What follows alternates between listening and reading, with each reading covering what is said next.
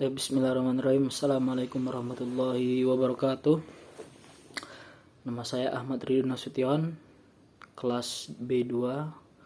Saya akan menjawab pertanyaan mengenai makul fikih munakohat. Dimulai dari nomor pertama. Pertanyaannya, jelaskan hukum suami yang tidak bekerja sedangkan istrinya yang justru bekerja. Pada nomor ini dijelaskan, kewajiban suami dalam mencari nafkah tetap tidak berubah. Allah berfirman dalam surat An-Nisa ayat 34, kaum laki-laki adalah pemimpin bagi kaum wanita. Oleh karena itu Allah telah melebihkan sebagian mereka laki-laki atas bagian mereka perempuan. Dan karena mereka laki-laki menafkahkan sebagian harta mereka. Dan dalam ayat ini juga dijelaskan, jika kewajiban memberi nafkah adalah ada di pundak seorang laki-laki, seorang suami harus berusaha sekuat kemampuannya untuk memberi nafkah kepada istrinya. Meski kondisi sedang sulit, kewajiban ini tidak lantas digugur dengan sendirinya. Bahkan jika ia sengaja tidak bekerja, maka beberapa ulama menggolongkan perbuatannya masuk dosa besar.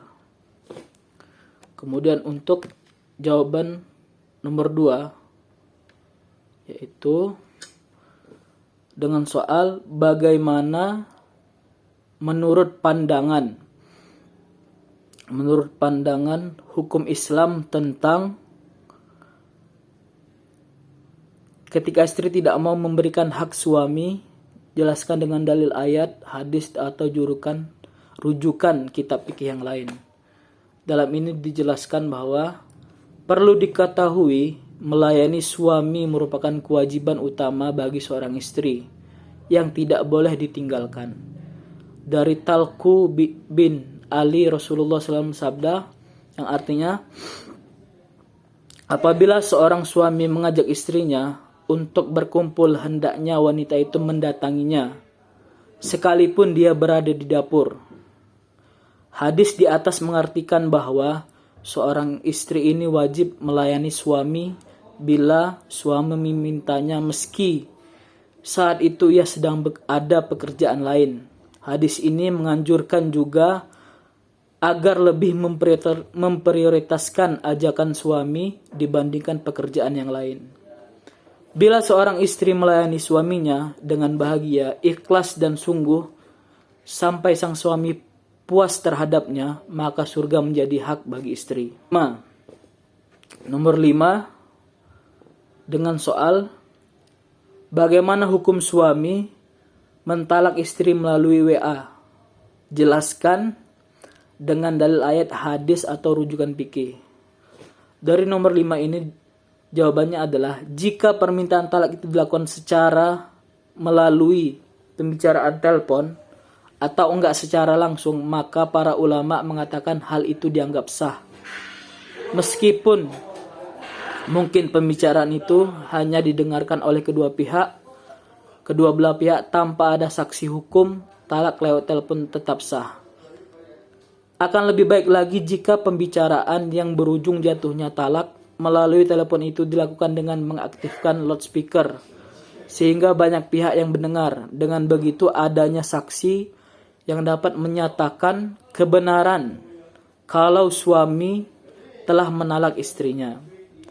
Namun jika enggak sempat melakukannya, talak tetap sah jatuh pada pasangannya. Hal yang perlu diingat adalah istri dapat mengenal suara penelpon dan meyakini jika sang suami menghubungi dan menyampaikan permintaan talak itu.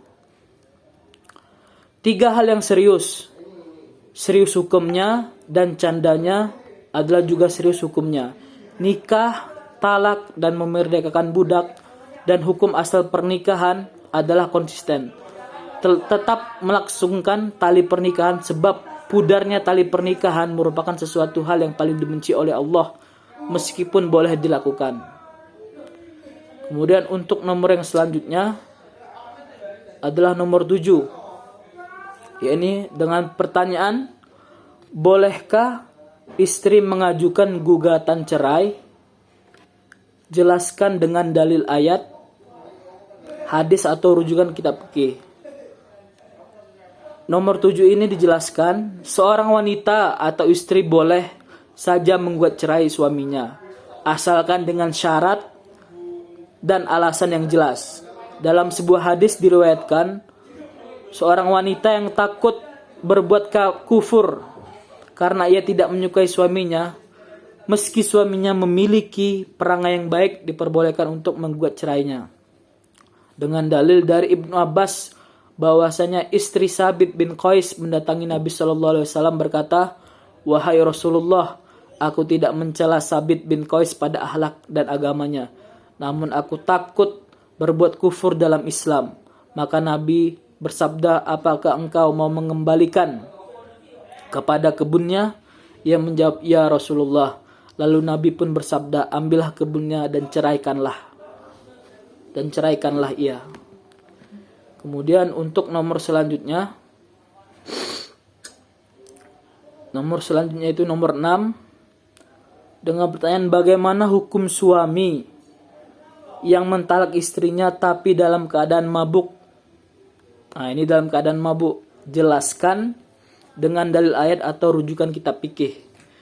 Di antara syarat talak itu adalah suami yang mengatakan itu berakal. Jika suami dalam keadaan mabuk, maka dilihat dulu apakah mabuknya itu disengaja atau tidak.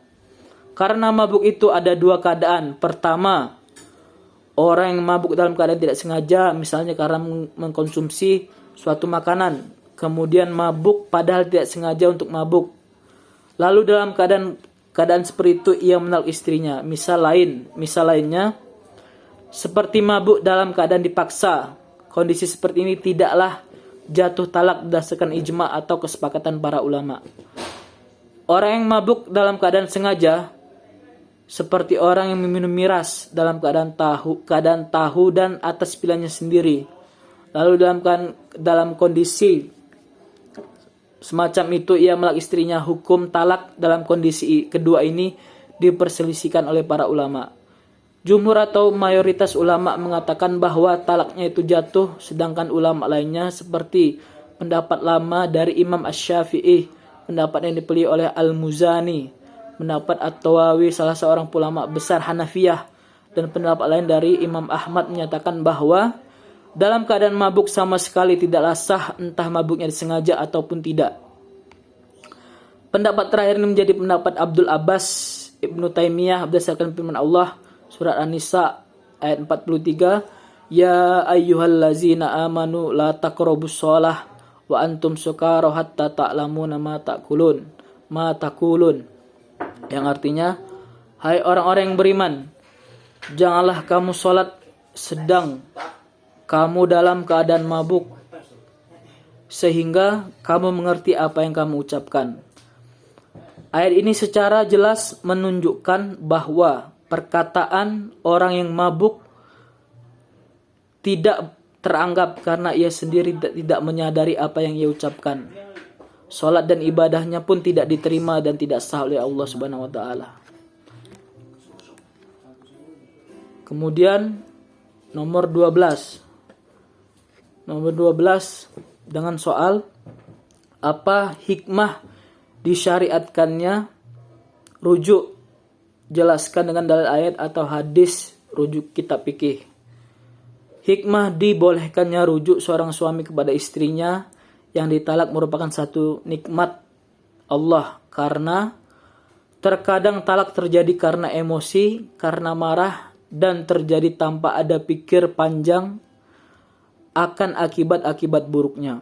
Apabila seseorang laki-laki berpisah dari istrinya, kemungkinan besar dirinya akan merindu kepada istrinya, dan adanya syariat rujuk ini dia bisa kembali kepada istrinya. Oleh karena itulah syariat rujuk ini Allah adakan untuk kehidupan rumah tangga sebagai wujud rahmat dan kasih-Nya kepada pasangan suami istri, dan berupa nikmat Allah kepada mereka sehingga mereka mendapatkan kebahagiaan. Dan juga dalam firman-Nya disebutkan faiza balagna ajalahunna famsikuhunna bima'ruf au farikuhunna bima'ruf. Apabila mereka mendekati akhir iddahnya, maka rujukilah mereka dengan baik atau lepaskanlah mereka dengan baik. Mungkin itu saja yang bisa saya sampaikan sebagai tugas UAS dari Bapak dosen untuk pelajaran fikih munakahat. Sekian dari saya. Wassalamualaikum warahmatullahi wabarakatuh.